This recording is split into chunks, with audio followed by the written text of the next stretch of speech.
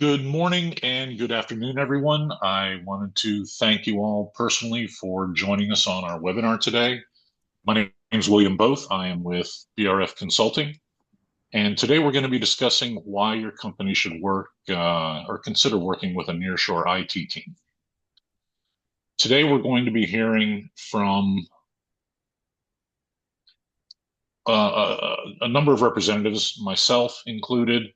We'll also have Angelo Buss from BRF Consulting. He's the founder and owner of the company, as well as we're going to be hearing from Robert Barnes, who's going to be representing Red Pill Analytics and talking a little bit about the partnership that his company's been able to leverage with the Nearshore IT model. So what we're going to be talking about today is basically these 4 points. We're going to talk a little bit about the key challenges in most any current modern IT projects.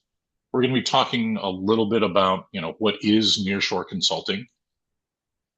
The purpose of this and what we intend to highlight are some of the benefits of the nearshore model for IT initiatives. And then lastly, we're going to do a kind of a brief summary or overview of the various different outsourcing models that are available today. Onshore, traditional, offshore, which is, over the course of the last 2 decades or so become more and more prevalent. And then obviously we're going to be including the discussion of a hybrid, which is kind of a balance between the onshore and offshore models. A lot of the larger consulting firms are leveraging that kind of model nowadays in order to help average it down the cost of the project itself. And then lastly, we're going to be talking about, the benefits of a nearshore model. So what are the key IT challenges that we see? And these are just a smattering of some of the challenges that most companies are seeing nowadays. In particular, sometimes, depending on whether an offshore team is being leveraged or not, there can be communication barriers. Additionally, if you don't have a full onshore model, time zone differences between the various different project team resources can be causing issues or delays in the project process. One of the other things that most firms here in the US are facing is rising onshore costs. And then lastly, as projects become more technically complex, there's a far greater need nowadays for agility and faster delivery to be able to meet the various different needs, especially in these more complex solutions where several different technologies are being leveraged in the same solution architecture. The teams nowadays are needed to be far more nimble and have a far broader range of technical skills and expertise than maybe you'd say 10 or 20 years ago. So what is nearshore consulting? It's basically an approach where the companies are outsourcing their services to IT providers that are located either in nearby countries or nearby regions, as opposed to further abroad or on consulting. Consulting model would be not only geographical, but also time zone proximity, cost efficiency. Typically, when you have a nearshore model, there's going to be a closer alignment between both cultural and language similarities, as well as the regulatory and legal compatibility, which is not something to be forgotten about. So we're going to highlight some of the benefits. This is by no means an exhaustive list, but some of the key benefits that you can see from leveraging a nearshore consulting model as opposed to the more traditional onshore or offshore model. So we're going to talk about cost efficiency. We're going to talk about time zone alignment, the cultural and language proximity. We're also going to talk about the agile and flexible collaborative nature of this model, as well as the access to quality, quality and access to strong talent. And then lastly, we're going to talk a little bit about, reducing overall project costs by reducing travel costs and time and accessibility to your project team. So the first benefit, probably one of the most important ones, is the cost efficiency. Uh, Typically and almost invariably, all nearshore models will be much lower in cost than onshore, and it is absolutely competitive, if not lower than most offshore models as well.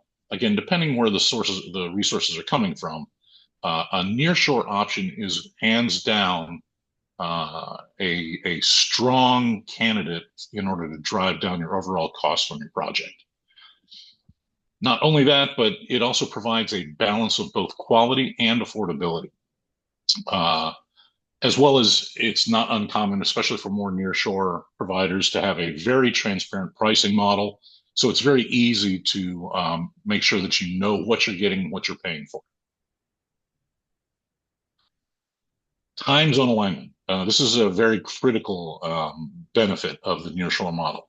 Having those overlapping working hours enables real-time communication and collaboration, as opposed to that 8 to 12-hour delay that may be encountered if you're dealing with a consulting firm out of the Philippines or any of the other Asian countries. It's easier to schedule meetings, do agile stand-ups or troubleshooting sessions without any major delays, which will result in faster issue resolution, as well as just a more streamlined approach to the overall project lifecycle. Cultural and language proximity. So again, typically you're going to find you're going to have reduced communication barriers because there's oftentimes going to be a shared language or a near adjacent language that will result in fewer misunderstandings, fewer repeated discussions about the same topic, that sort of thing. And it will also promote stronger team collaboration and trust between the entire project team, both internal as well as external. So having agile and flexible collaboration, because of the proximity and the geographical proximity and the time zone alignment, this supports a more agile developmental methodology, as well as facilitating iterative testing, faster feedback on results, improved responsiveness to issue resolution, as well as being able to scale your teams up rapidly and allows the project team as a whole to be able to react faster should there be any major pivots within the project itself. Quality and talent access. So access to highly skilled professionals are often found within the nearshore model, most times with very strong technical and business expertise backgrounds. Because they are working in the fields, they are subject matter experts when it comes to certain technologies. So the quality and access to these resources is highly available to any project team or any client that's trying to resource from a nearshore resource source. Many of these regions, they invest heavily in education and have their own technical hubs, providing a very competitive workforce, comparable to anything you might find anywhere else on offshore or even in many cases with the onshore model. So lastly, we're going to talk a little bit about reduced travel costs. So, having a nearshore team provides quick and affordable travel for project kickoffs, training, crisis management. I think anybody in the industry will know, especially at the beginning of a project, it helps to do a lot of the discovery work face-to-face, doing solution architecting face-to-face, and having a nearshore team facilitates that much more so than if you had a distant offshore team. Not only that, but it also builds stronger client-provider relationships through those constant face-to-face interactions. And especially if we're talking about long-term partnerships, I don't think anybody would argue that having that strong relationship built up with someone rather than just purely over Zoom calls or just telephone calls or even just emails in many cases. Having that face-to-face contact is definitely a force multiplier. So at this point, I'm going to hand the discussion over briefly to Robert Barnes, who's representing Red Pill Analytics, so that he can talk a little bit about his experience with using and leveraging a nearshore model. Robert, it's all yours. Thank you. So it's a pleasure being here today to talk to the group about what we're doing with BRF and Nearshore models. So just a quick background, Red Pill was formed back in 2014 by two people, Stuart Bryson and Kevin McGinley. And the whole idea was to come out with a different way of doing business with a boutique, and I'll keep referring to a boutique shop, is that we wanted to set up a way that we could do remote work back before remote work was cool. And we had the ability to bring in resources and young, talented individuals that were eager to learn new technologies as new technologies came out to stay ahead of the curve. We kind of wanted to be on the bell curve at the beginning because once it becomes a commodity, you kind of lose interest. These guys want to know what's going on with the marketplace and being on the cutting edge. It also allowed our consultants and members to be at home with their family and kids. So it was just all around, they were looking for a better way to do business. And that model continued. But we found with a boutique shop that you have people that are doing the work, that are actually leading the company, that are actually the architects, and we didn't have PMs and coders. And so by being hands-on in a very small shop, we discovered quickly that we needed to have the ability to ramp up and down as our client base changed. So shortly after that, around 2017 or so, RPA reached out to BRF through resources. We're all connected some way by so many degrees. Reached out to Angelo, and we started a relationship with BRF. So that's kind of how the system got started, and I'll continue talking about that. So again, our delivery model was nearshore, and we coined a phrase called capacity analytics or elastic delivery. And really, we tried to get out of the fact of building somebody 8 hours a day and having a jack of all trades and a master of none. And really wanted to be able to bring into a project based on the capacity or the elastic delivery at that time. In other words, at that point in time, what were they trying to deliver during that phase? What kind of resources do we have? Was it an 8 hour a day? Was it 5 hours a day? Was it three? So that becomes very cost effective to the client. It also allowed us to have the ability for our resources to be easily rolled in and out. And because they're so familiar about onboarding, it does not take us a day or a week or a long time to get onboarded. Once we kind of through the initial connections, our folks are very quick to get up and start being productive. So again, the nearshore model, as I referred to before, gave us the ability to have a scalable workforce with BRF. It also allowed us to have aligned time zones for collaboration. We do have offshore resources that we can use, and we use those typically for just hard code, so to speak, put them behind the door and throw food under the table and let them code. And then we had our engineers, our architects, all mainly working with the client on Zoom calls. Again, we try to do most things remotely. We've all been in a situation where you will be in a client's office and you will be in a conference room using expensive technology, having to fly in, and the client's workforce will be calling in from their remote offices or their offices, and that was an added expense. So we're trying to deliver something that was cost effective, time effective, and produced ROI for the client in order for them to save costs and increase profits to the bottom line. So again, our outcome of this was something we called a enterprise scale delivery with boutique level service, and that's hands-on.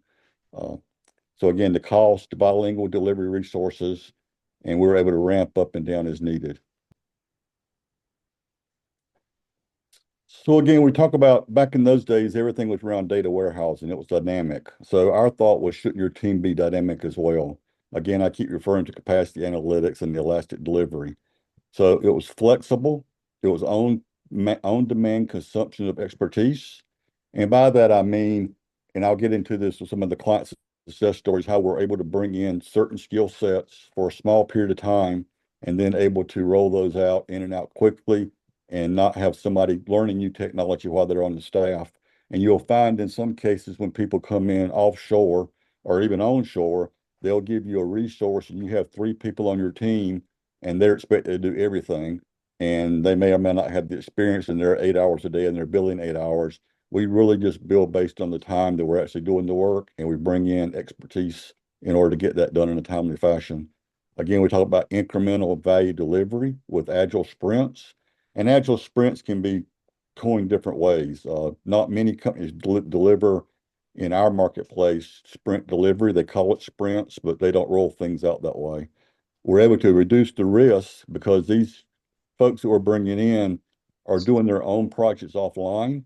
They have their own platform set up. We also have our Snowflake, DBT, Fivetran, Rivery, Sigma, Looker environment. So we're able to do quick POCs with the client to prove out a concept before kind of going down a rabbit hole and designing something that doesn't theoretically work or the cost to maintain it is too much.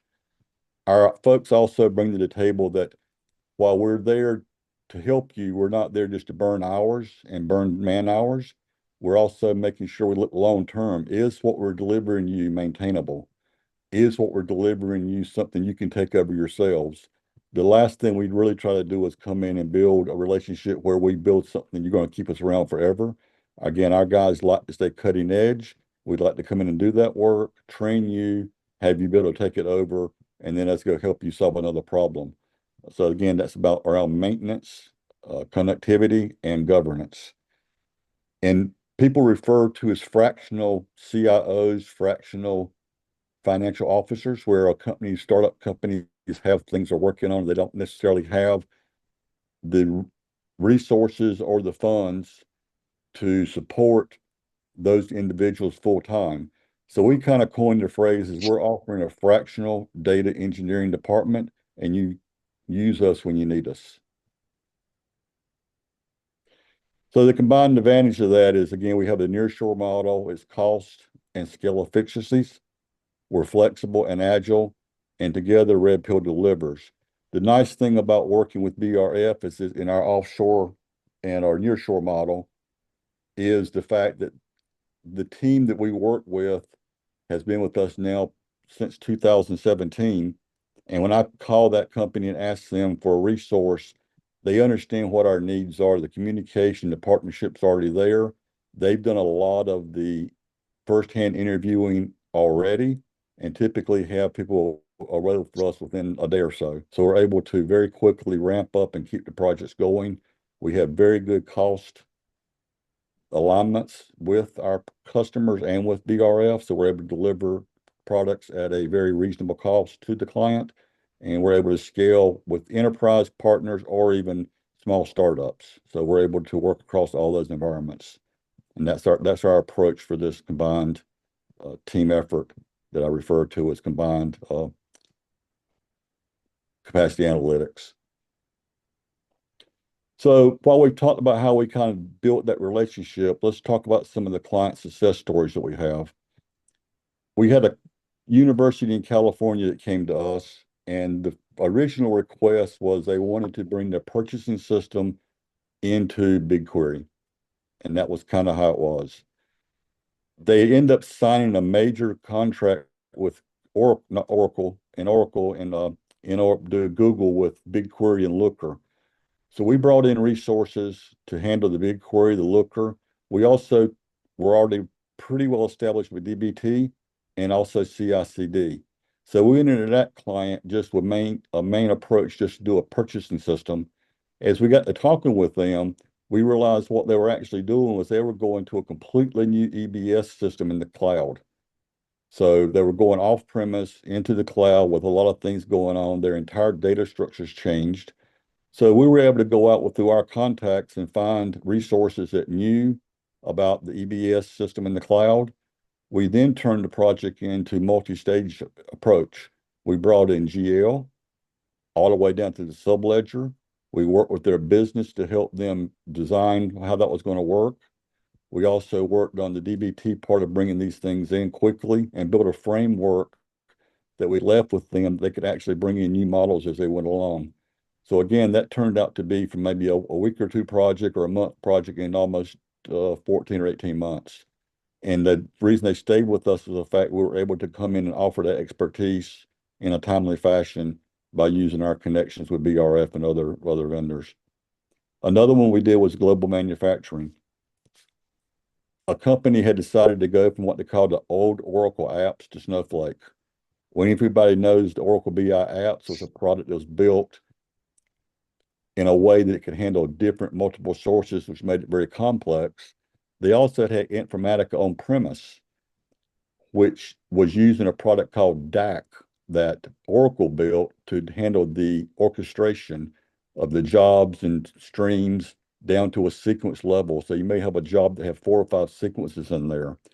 So the goal there was they wanted to go Informatica to the cloud, and Informatica came in and said they had a system that would migrate everything, which as it turned out, that was not necessarily the case. That again, that was an offshore model where they had maybe 100 programmers over there converting code from on-premise Informatica to cloud Informatica code because there were differences. We ended up bringing in folks that actually knew how the Oracle apps was written and went through and started doing testing with them and helping them. So we kind of had a handoff in the mornings where our guys would go in and point out errors and different things. And we were able to bring people in based on the modules, whether it was GL, sales, inventory, costing, quality control. So we were able to bring people in and out based on the particular modules that were needed. The fun came about when we had to replace the orchestration of DAC. Uh, Informatica did not have anything to run those, and we wanted to take it, and it didn't work the same way.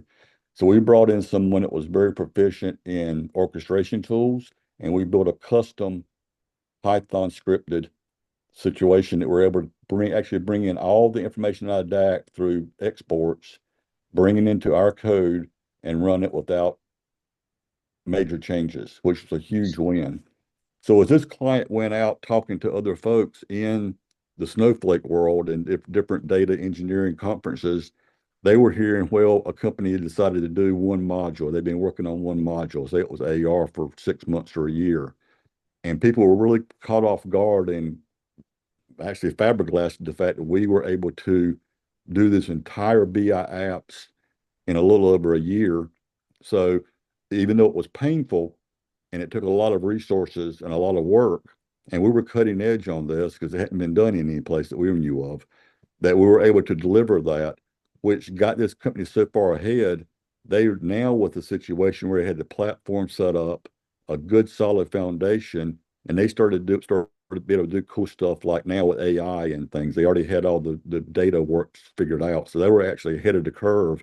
So now they're able to move forward with a lot of new tools and new analytical software platforms that are out there. And that was a second one that we did. We also have a medical device manufacturer that wanted to convert from Oracle to Snowflake. They were also bringing up new systems off EBS. At that time, Fivetran and DBT were coming out. And so we brought up DBT models. Using BRF's resources, they were able to go ahead and deliver us good, solid coders and architects with DBT experience that could augment our architects that were on shore that were like client facing. So that was a very good marriage there.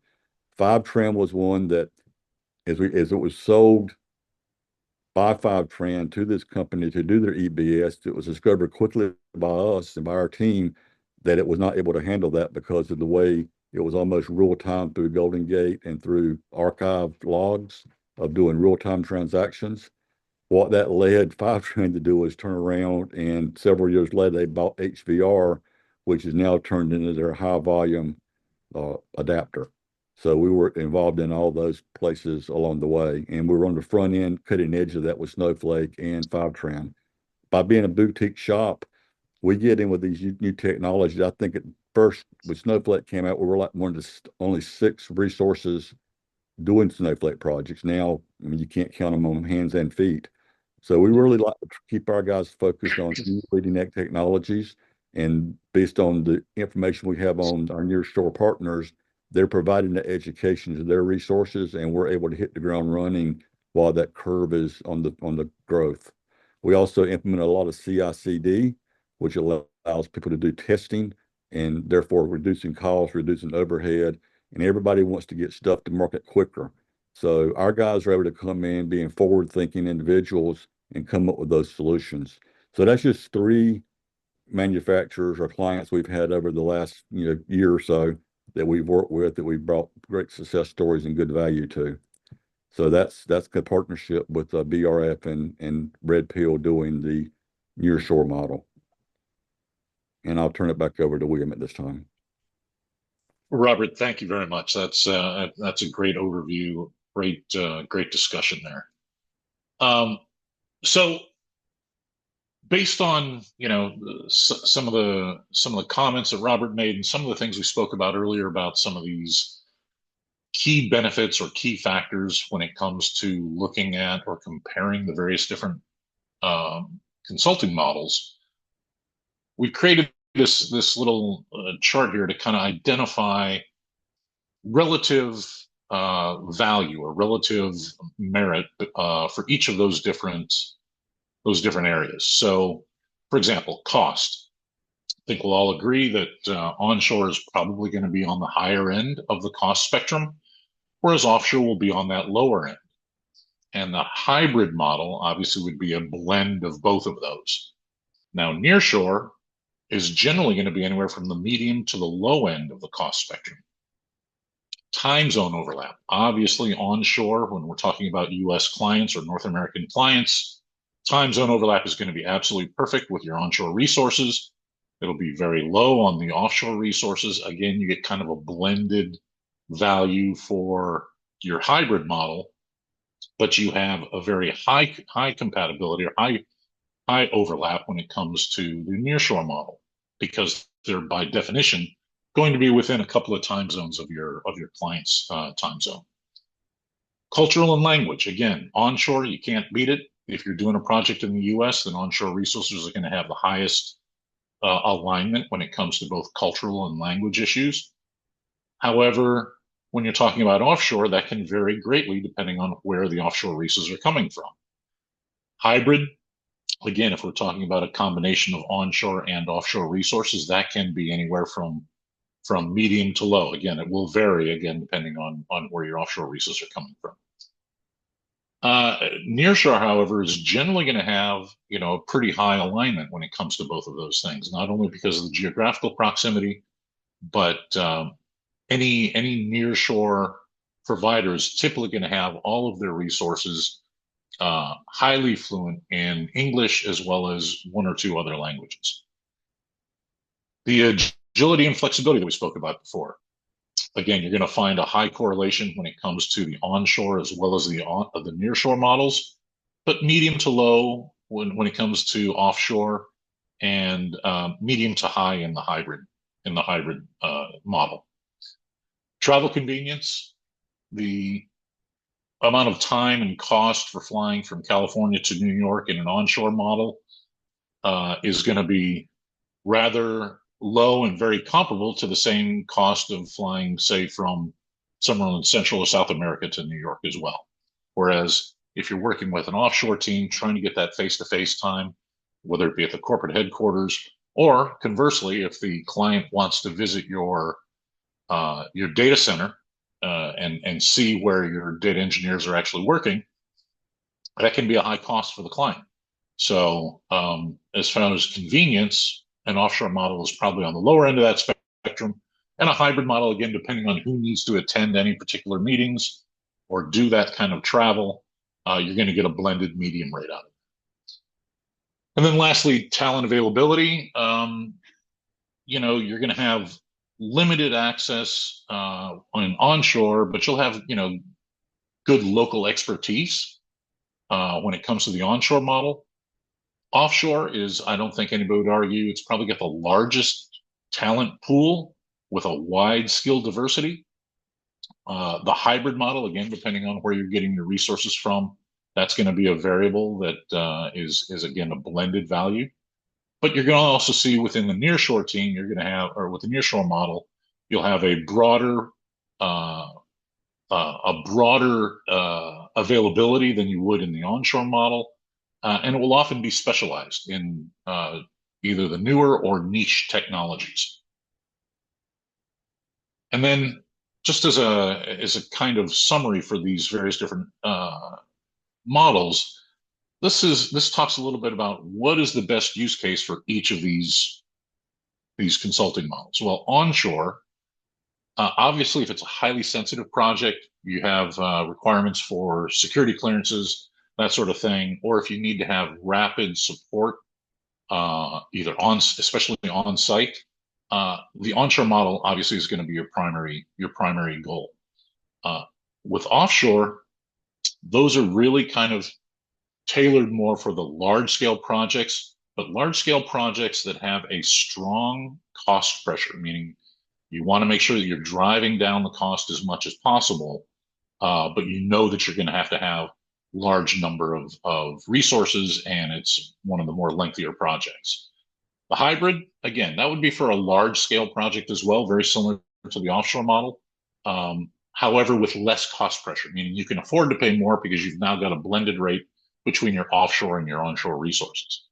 The nearshore model is ideally situated for companies that are going for agile development, rapid development, and are looking for a good balance between both cost and quality of the resources. So it's kind of like the best of both worlds, where you're getting the same amount of the same quality of your resources that you'd find anywhere else, but at a much better rate. So, kind of in conclusion, for the premise of this discussion, Nearshore Consulting is a great strategic fit because it provides a balance of both the cost savings and also that collaboration quality, which is a very tangible benefit that most project teams would be glad to have. It's ideal for organizations seeking agility, as well as strong communication, either on a daily basis or in particular for those face-to-face communication opportunities. So, as a recap of what we've spoken about up to this point, Nearshore Consulting provides good cost efficiency, seamless collaboration, access to top talent, agility in your delivery, and is proven over and over again to be a winning model for the modern IT projects. Now, before we go to any questions and answers, I wanted to introduce Angelo Buss, who's the owner of BRF Consulting. He's just going to talk very briefly about BRF Consulting itself and some of our wins. Angelo. Hello, everyone. This is Angelo speaking. Let me talk about BRF Consulting. So we are a company specialized in artificial intelligence, data engineering, software development, and Salesforce. We've been in the market for more than a decade, okay? And we did complete more than 50 successful projects since the beginning, majority of them with our partner, Red Pill Analytics. We also have 13 consulting partners as Red Pill Analytics and technology partners, Snowflake, Salesforce, DBT Labs, and a few others. Okay, so we do provide services to American companies and also Brazil, and we do have a global presence. So if you see the map where people are located, we have people in the United States, in Brazil, in Argentina, and also in Portugal and India. So we are really well positioned to serve our clients, not just United States, but in a few other countries because of the time zones and the language. And let me talk about the two success cases we got to present to you. The first one, it's with LEDwave. LEDwave is a multinational leader in the sales of LED panels. Okay, so we've been working together for a few years, and my team built Salesforce Cloud on top of their platform. It's a custom solution. It leverages on LWC, Visualforce, Apex triggers, Heroku, and it's fully integrated to a few other technologies like SAP, and a few other applications. Okay, so it's currently being used by more than 60 users, and Lightwave grew more than 30% since the Salesforce implementation, since we started work together. So it was a great achievement. And let me talk about another success case we got. This is related to artificial intelligence. Okay, so as I said before, we have several capabilities, and another consulting partners that we have, AICG, Artificial Intelligence Consulting Group, they present to us GFH Financial. They are physically based in the Kingdom of Bahrain, and together we built a chatbot with AI, with Gen AI, integrated to their CRM system. Okay, so that was a very advanced solution that we worked together. And I would like really to thank you, everyone, and especially you, Robert, and all your team for being on this call today, okay, and for all the opportunity to serve you. And I'm gonna hand back to you, okay, William, for any questions that you may have. Okay, so that's all from my side. Thank you, William. Yes. So, Angelo, thank you very much. So, as Angelo mentioned, we are now open for questions and answer period. If there are any questions, we'll be happy to try to address them as they come up. What types of companies or industries benefit the most from a nearshore IT consulting approach? The initial gut reaction would be it'd be mainly targeted towards small to medium-sized companies that are looking for a rapid, agile implementation. However, one of the distinguishers that we made um, in the summary slide about what are the best use cases for each of the different individual models, I'd like to caveat that by saying large scale projects can also benefit greatly from a nearshore model equally as well as if you're leveraging an offshore model. Again, because of the pricing similarities between offshore and a nearshore model, if you wanted to do a large scale implementation and you did have those same cost pressures to try to keep the costs down, you're going to find there's very little difference between the offshore model and the nearshore model.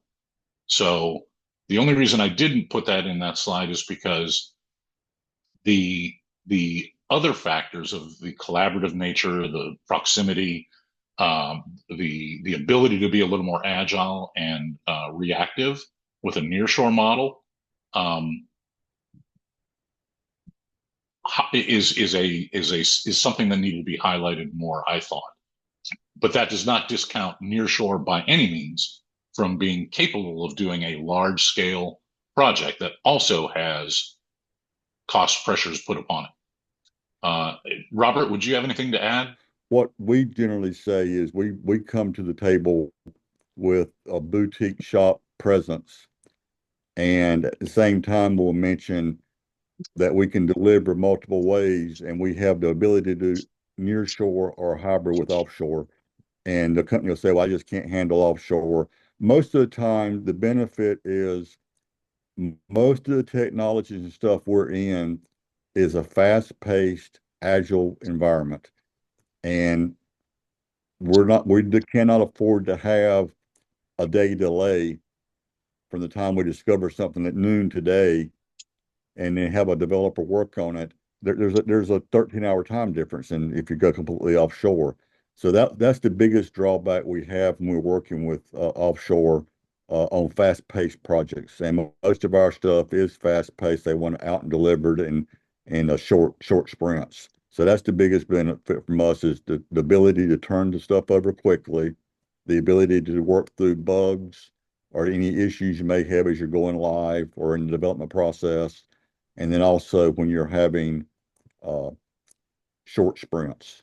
And cost also comes into that, right? By us being able to leverage our onshore. And again, but the nearshore model kind of blows up when your exchange rates change, right? So as the economies are changing and our exchange rates change, then that nearshore model, when you lose some of the ability there of being able to reduce cost. So now it's a matter of bringing in expertise or bringing in junior, senior. We try to deliver everything with a senior type person, but that would change it as the economies change in different areas. But that's what we see on our side. Angelo, would you like to add anything further to that? So not just in terms of industries, okay, but also in terms of technologies. So we try to learn as much as we can and get experience, right? With artificial intelligence, for example, with all the latest technologies. So we need to be a little bit ahead of whatever our clients need. So we do have great people at BRF Consulting, great engineers, great talents, and I know everyone is always looking for new things to bring to our clients and partners. What trends in the global workforce could make a nearshore IT team a must-have for the near future? Minimizing that delay between issue identification and issue resolution. We've all had experience working with offshore teams where you have that 8 to 12 hour delay where during the day in the US, the issue is identified, but then it's not resolved by the developers until the following day. Whereas having that geographic proximity allows the resolution to be initiated as soon as the issue's been identified. So I think that is one of the key factors that really makes considering a nearshore component. It doesn't necessarily have to be the entire team, and oftentimes it's not. Nearshore teams work hand in hand with offshore teams all the time, and that allows you to do that handoff so that you basically get the best of both worlds. You're still paying a comparable rate for all your resources. However, you're able to have almost a 24-hour cycle of development and testing and issue resolution or issue identification, even solution architect. So there are some really strong arguments to be made that almost a blended team that includes a nearshore component is actually quite a strong way to go. Robert?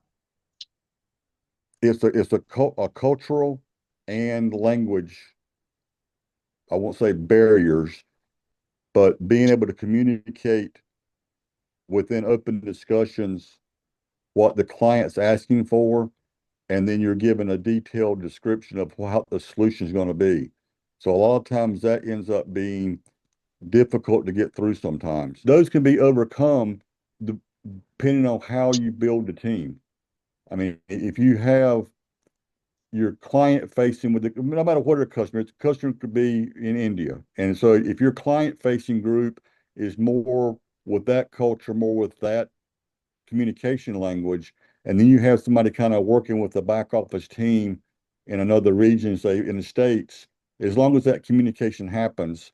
So I think the big thing is just being aware of the company's business, their business language, what they're really trying to do, and then being able to articulate that. Technology and programming is vital, but being able to understand the business need and then being able to offer a solution. And we still have companies that are still running on spreadsheets. I mean, how are you going to talk about AI? So we have to be kind of aware of what really can help a business grow. And that will be a must-have for the near future, understanding the business, understanding how to communicate that, understanding what solutions are available to help a business through their times. And Robert, you bring up a really good point there. I was part of the GFH project, the GFH Financial Group project. I know our discussion today has been primarily U.S. client centric. However, for a client over in Bahrain, we had exactly what I described earlier, and I didn't even realize it until I just thought about it. but we had a blended team. We had nearshore resources in India, but we also had um, uh, offshore resources here in the US that were supporting that particular client's project. And, that allowed us to have that 24-hour cycle where work could be collaborative and handed off and continually developed in order to mainly handle a lot of issue resolution, right? And fine tuning of the learning model for the AI chatbot itself. Again, nearshore doesn't just mean who's supporting the U.S., but it means wherever your client may be, whether it's in India, whether it's in the Middle East, whether it's in Europe, whether it's in South America or North America, over in Asia Pac, the nearshore component is something that definitely needs to be considered because it really is, as I mentioned before, a huge force multiplier for a number of different reasons. What would you say that certain projects are more appropriate for nearshore, offshore teams, apart from the time zone situation? When I first started working with remote companies, and I've been remote now for almost 15 years. Red Pill went remote back before remote was cool and before the pandemic forced everybody to do that. I basically told my folks, I don't really care where you're working from. I don't care what your hours are, as long as these things happen. The project's delivered, your tasks are done on time, and it's transparent to the customer that they don't know where you are. To other words, by you being remote, it does not impact the customer, and they see it's a difference. How would you define when a nearshore is better than an offshore? If you build the teams properly, and as long as the client doesn't see an impact, then I think it's very hard to determine which one's better. I think when we're selling nearshore from a perspective of RPA, we're kind of automatically assuming that that's going to address the client's needs of cost and timely turnover. But the same flip side would be if I were doing a consulting company in India, my nearshore would be the same thing. I'm going to look at cost versus time. So it depends on what defines nearshore, right? Nearshore to me is something close to the States. Nearshore for somebody in uh, Pakistan or Guatemala would be something close to them. So again, it's all around cost delivery and speed, and it doesn't impact the client. So that's kind of my take on that. Very Well, good. Thanks, Robert. I hope we've answered some of your questions and explained a little bit of the benefits and uh, the applications of a nearshore consulting model and uh, how it might be leveraged for your particular client's needs and projects, and that it should always be a consideration as an alternative to the traditional onshore or offshore or hybrid method. Um, it should be something that might be considered to help bring your project higher success and make sure that you're not breaking the bank doing it.